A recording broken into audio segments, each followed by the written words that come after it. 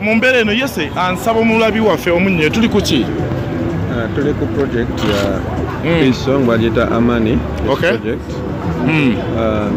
Project eri under UNFPA accord Lulinda Ak'emirembe unifying the youth against violence. Against violence. Kugamba mu ggwanga lyaffe bingi ebibeerawo si just mbyabufuzi byokka ne muyinza okubeeyo omusamba kapiira ne muyombagana ne mulwana ne mukubagana.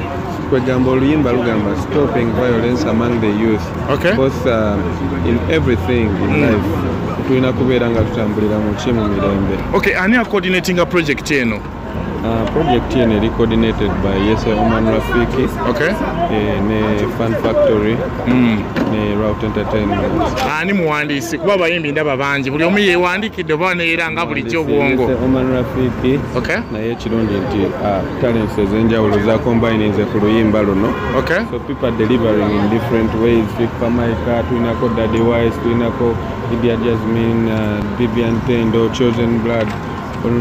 Naweebwa omukisa okuba nti nze nalondebwayo okuwandika oluyimba luno mu bangi. So nempeebwa Nebakola. So I believe it's going to be a successful song and the beginning of a lot for this country. So target audience here project eno, it's aiming at peace. Peace ne Uganda yonna. Uganda at large. Kunyumirwa teruli political omuntu analulaba eyo ayinza olowooza abantu balina political. My sister don't kill me. And so we follow the love, don't hurt me. Teruli political. Nothing political in the song. There's nothing political. Abafuna Akayimba kano kagenda ku YouTube yani kuba abayimbi ndaba banje naku zino YouTube social media ogimanyi tukateeka wani. tuli ku luyimba lwa mirembe, so everything is peaceful about the song. Thank you so much. Ebadde yese Woman Traffic project empya tugirindi ate tujakale. Katwetole. Sanyo sobasa nice to bimbalaba. Namwe nambalaba kiri kitya. Mwe tuli mpola mpola. Oh why unakololwa eta oli mu shootinga video. Uluyimba kiri mu shootinga.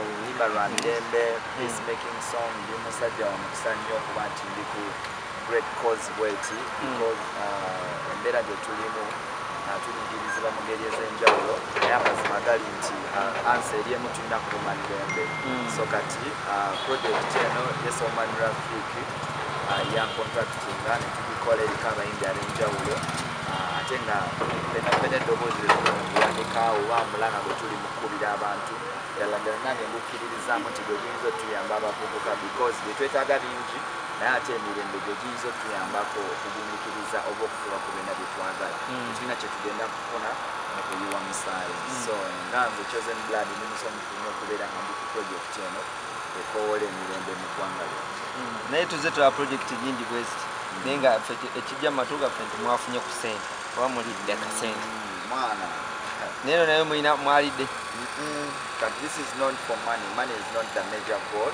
because nga nange omuyimbi Abannayuganda bampagidde ebbanga lyonna bandera kuva nga ndi muto so bwe nfuna chance engeri gye mbaddizaamukko nange kinsanyusa nnyo kubanga munnange abayimbi yeffe endabirwamu ya society kitegeera oba bannabbi oba wandiganda prophet oba oliawo tulina abatulabirako tulina betuinspiringa so sisuubira nti kyandibadde nekya ssente mukulembeza because peacekeeping kikwata kuwa ali mu gavumenti n'ali ku opposition kubanga kyekiyinza okututeeka ffenna okufuna goal kitegeera emyaka gy'okuyiwa emisaayi gyaliwo nesisuubira nti ku generation eno nga tufunye chance netugendako ku ssomero tukyetaaga approach bwezityo so I'm not in for money but I'm in for my country ne baganda bange naddala omulembe guno ogwaffe nti wali essuubi mu maaso singa twekuŋŋaanya ne tulemera ku nsonga entuufu neturaddressinga issues zaffe mu ngeri entuufu I believe generation yaffe tusobola okukyusa ebintu bingi nnyo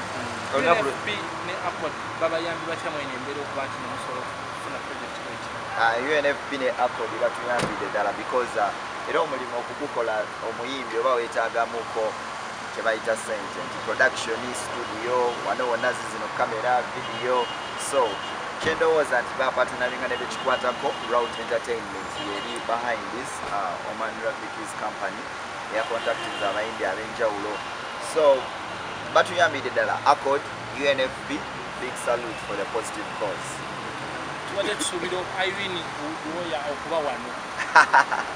Omutanzania ajja kujja because man this is new Africa twagala tu spreading ekiro tekiri Uganda wokka naye Africa yonna era bw'anaaba atuyambeeko okutuusa ku campaign yaffe Tanzania generation yaffe eno twetaaga emirembe naye ate nga amaaso maggule nga twebeereramu era nga bw'omanyi tulina okuba nga tulaba gye tugenda tudemandinge rights zaffe buli omu practicing rights zo but in a peaceful way peace comes first ejo yabadde Mother's Day wagi celebrating zotyangako Mother's Day mwana nze nakakwira mama wange era nga bolaba kaizo muganda wange era mugumunyo ye mulabira because a post nateekayo mami we naye mami wange yafaako last year October COVID so mbadde ndi mu vibe ya wansi ndaba abantu bapostinga mama wange mbasanyukirako nate nze mbadde ndikumumunyinga mami wange sina nale muteekayo like oba posting oba ki but I love her and rest in peace mami kirala ndi musajja muzadde nafuna maama omuto nina bamama babiri Katonda njagala nnyo bwe yantwalako mama wange nefuna maama omuto ate ne mama we yamuzaala so I have two mothers to all the mothers I celebrate you I love the mothers keep representing for us and be strong in any situation bamama tubeetaaga ejjo yes ejjo zino byanca tulina bizanyanca kati bizanyanca kati Ati katutosa kumbuza nagiseemu kamatenatu wanzo oluvano ngenda wa muzeeyi wange katisobola kuwa experience gye nagiseemu you get what I'm saying yeah naye nga mpulaninga kankikugambe mu butuufu bwaki ekwale leero magazige era oluvani eno ngenda kukima mama wange ewuwe netewaka tuhavire fan then ku kimere tutambulemu yamu got you, what you will do. You got you. Situation actually is never cheating. Because Boba Gama was a good music one, Kayinga fika fluming nyimba. Ezikolera abantu abasinga banasobola okubasasula ku idea n'ogibayi netwalanga abazokubanga batwala industry amazima amatuufu gali sagala nnyo okwogera ku bintu byesimanyi naye I'm going to find out kiyuga tuno ekituufu kyeri then tujalabira obula ennaku ndowooza nga 3 ishanda ekisibo tukibenga tukikubya olukumutwe babuulireko obugambo bwoli abasiraamu bannaffe abatulaba akameseji abasiraamu namanya gye muli okusookera ddala tubebaza okusiiba mwebalemu okusiiba ekirala tubagalizayidi ennungi mwebale nnyo inshallah mukama katonda abawe byonna byonna bye mwagala ngayo sibimanyize bangi jankubira nti waayo that means bakubira management yange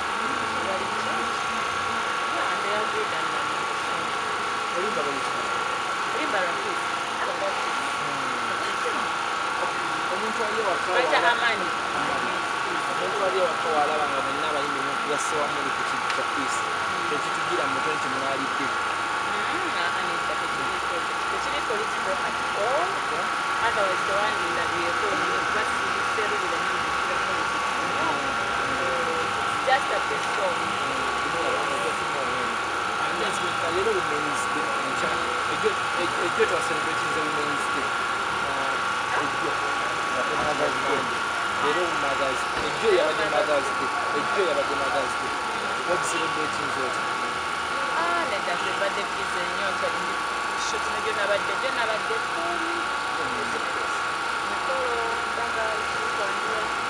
so hello maina naye yitawe kujitana kama kimanyi tubatikola kati leero si Mother's Day encha ejja Mother's Day okay ejja landi wano ndi kushuti mama wange nze bujjela Mother's Day setala lunaku lunaku celebrate for me it's just like any other day so when do you wish to become a mother that one yamanyi kugamba obanca obadde tena wanasemera obudde bukiisa obutuufu right now nnabakotereza olimba kuno oliko baanene bangana oba bawulira ekyokubeerako because all stars tuze tuziraba nnyingi zirina kozi ez'enjawulo abaliko abayimbi simanyi bonna bonna naye manyiko Vivian Tendo manyiko John Blaq manyiko Fameica manyiko Yese Oman Rafiki Children Blood abayimbi okwega kyanti kugambe ensi badde teri mu mirembe nedda olaba ekintu nanga kyakozi tekyetaaga ekiri muntu oba abantu beekobaani temukitola nti oba kiri planned nnyo nti oba kintu nenkyosobola nawe nga bwe nagamba esobola okubeera nawe n'oyimba ku love okuzetimba ku love peace anything as long as kicommunicating a positive with the people out there ate twadde akaseera ketwaddemu kabadde keetaaga besebafrek ekitegeera oba ne kati wewawo tukyali nakubasikotekatonda alikomerera Akayimba it's just about spreading love and peace there's nothing political here yes.